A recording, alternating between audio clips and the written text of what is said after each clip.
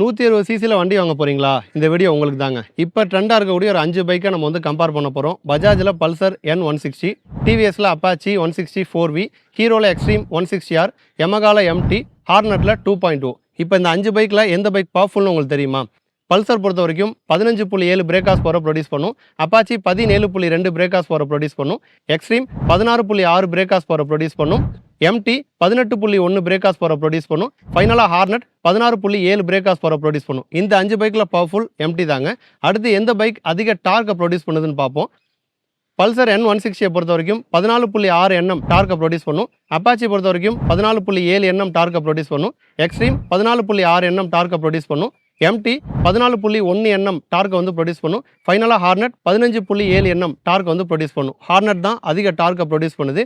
அடுத்து எந்த பைக்கில் நமக்கு வந்து கிரவுண்ட் கிளியரன்ஸ் அதிகமாக கொடுத்துருக்காங்க அப்படிங்கிறத பார்ப்போம்.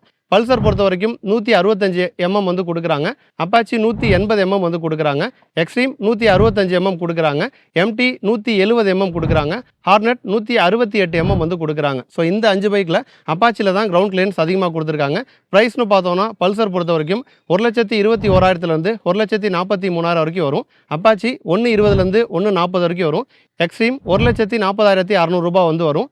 MT பொறுத்த வரைக்கும் 1,71,000 1,76,000 வரைக்கும் வரும். ஃபைனலாக ஹார்னட் பொறுத்த வரைக்கும் 1,57,500 வரும்.